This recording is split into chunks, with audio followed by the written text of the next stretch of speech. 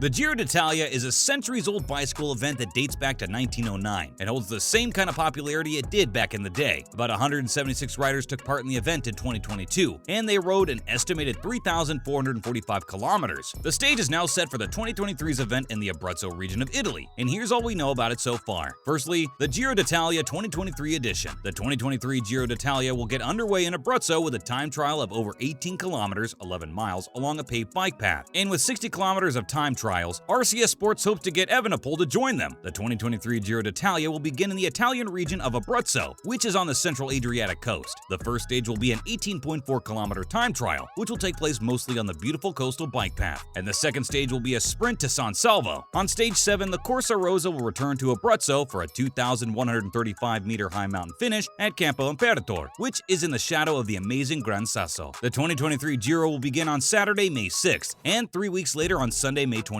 This is the second time Abruzzo will host the Giro d'Italia Grande Partenza. The last time was in 2001, when Rick Verbrucha won a prologue time trial to Pescara, setting a record average speed of 58,874 kilometers per hour for the 7.6-kilometer stage. 2 days before the first stage, the team will be given a presentation in Piazza Salato in the center of Pescara. The first 18.4-kilometer-long time trial stage will follow a long section of the Via Verde Costa del Tarbacchi bike path, which is made from an old railway line that ran along the Adriatic coast. The 2023 Giro will be the fourth year in a row when a key mountain stage will be held in Abruzzo. Moving on to the race and competitions. The Italian Grand Tour is likely to include 60 kilometers of time trials, which could make Remco Evenepoel the new world champion and winner of the Vuelta a España want to ride in Giro in 2023 instead of the Tour de France. After snatching the Maglia Rosa from Richard Carapaz on the final mountain stage, Bora Hansgrohe rider Jai Hindley went on to win the Giro in 2022, with a successful defense of the jersey in the time trial at Verona. The first week of the Giro will be in the south of Italy, while the second and third weeks should be in the north. And the final mountain time trial will be on the steep climb of Monte Losari. The race was supposed to end in Trieste,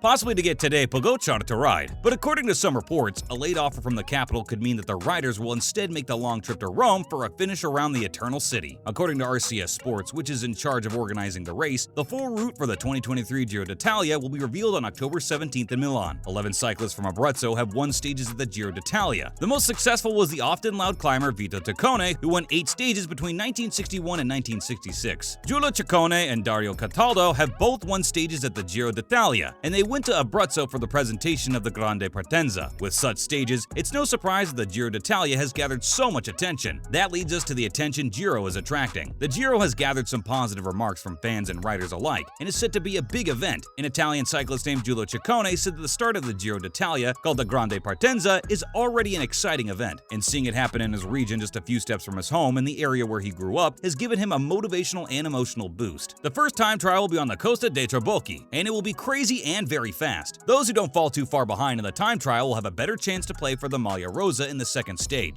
Ciccone says he's looking forward to the end of stage 7 in Campo Imperatore, a place he knows well, but we can talk about goals and dreams later. But as the Giro is getting positive reviews, there are still some controversies surrounding the event. Speaking of which, the controversy surrounding the Giro. In a year when climate change protesters stopped the Tour de France twice, the environmental record of professional cycling is being looked at more closely than ever. No one seems to have told the Giro d'Italia's organizers, RCS Sport, who reportedly set on bringing their main event back to Rome. They're even willing to move the race's caravan 700 kilometers from the Julian Alps in the far northeast of the country to make this happen. Local news sources say that RCS Sport has scrapped plans for the 2023 Giro to end in Trieste in favor of a final stage in Rome, which last hosted the Grand Tour in 2018. But that race was not without controversy. Riders were worried about how dangerous they thought the course was, so with 7 laps of the city center circuit left, the general classification was cancelled. Still, the cycling community is most upset about the 700-kilometer transfer to Rome from what is thought to be the penultimate stage, a mountain time trial on the Monte Santo de Losari, and the environmental impact of what seems like an unnecessary trip. Tour de France riders, organizers, and journalists all praised the protest, saying they're protesting for a good cause. In recent years, more attention has been paid to the environmental record of professional cycling, even though the sport itself is associated with green living. Even though Grand Tours leave less of a carbon footprint than other sporting events, about 1/6 or 1/7 of the Olympic Games, it is still a big deal. Moving on to other news. Pogačar wins Lombardia, Alejandro Valverde's last race. Today, Pogačar, the 2-time Tour de France winner, won his 3rd consecutive Lombardia, edging out Enric Mas in the final race of the careers of Grand Tour winners Alejandro Valverde and Vincenzo Nibali. The Slovenian rider won the final stage by outsprinting Mas over 253 kilometers. The 9-climb course was too much, but they overcame it. However, in the final sprint, Tadej came out on top, earning him his 16th victory of the year and 46th overall. Tadej said after his win that it was really incredible to come back and win again. While on the Caviglio climb, Today tried to attack, but it was clear that Moss was on the same level as him, but he was still sure he could beat Moss in the sprint. Today also explained that the Giro dell'Emilia he was still hurting from his trip back from Australia, but he had been getting better and better ever since. With this win, Today's 2022 season is almost perfect. Mikel Landa came in third, just 10 seconds behind Pogacar and Moss. Only Sergio Higuita and Carlos Rodriguez were the other two riders within a minute of the first and second place finishers. Next up, Italian Filippo sets a world record. Filippo Ganna of Italy broke the hour record on Saturday at the Tissot Velodrome in Grenchen, Switzerland by going 56.792 kilometers. The double world champion in time trials beat the record set by his teammate Daniel Bingham in August by 1.244 kilometers. He also beat Chris Boardsman's 56.37 kilometer record from 1996, which was set in the controversial Superman position. Since the Englishman was using Superman-style handlebars, that performance was thought to be impossible to beat for a long time. The rules were then made stricter by the International Cycling Union, UCI. Ganna said that he worked so hard for it, and reaching this amazing goal is great for him, and for everyone on staff who worked hard for a long time to get there. Ganna described the pain he felt in his legs in the last 5 minutes, saying that he just lost the energy to try for 57 kilometers. Boardman congratulated Ganna on Twitter, saying that he hadn't seen one of these in 25 years. "I'm glad I tuned in, because it was a beautiful thing to see one of these in 25 years, wrote Boardman. Moving on to Slovenia, named Primož Roglič the king of world cycling. Slovenia's rise to become a world cycling powerhouse has put Tadej Pogacar, Primož Roglič, and Matej Mohoric on the map around the world. At home, they are well-known riders who show up everywhere, from ads for cryptocurrencies to sandwich wrappers. But which one do Slovene cyclists love the most? At last, the Slovenian government has given us an answer. Primož Roglič was given the Golden Order of Merit on Monday at the Presidential Palace for outstanding sports achievements, for promoting Slovenia on the world sports scene, and for inspiring people. The Slovenian president Borut Pahor gave a fancy medal to a well-dressed Roglič, and they all posed with Roglic's loving wife and worried-looking son. Athletes get awards and medals all the time, so this is not a big deal on its own. On the other hand, the press release that came with the announcement that Roglič is a masterpiece of his genre. That's a wrap for this video. Let us know your thoughts on Grand Tours and the controversy surrounding them. As always, make sure to subscribe and hit that notification bell so you don't miss any future videos. See you in the next one.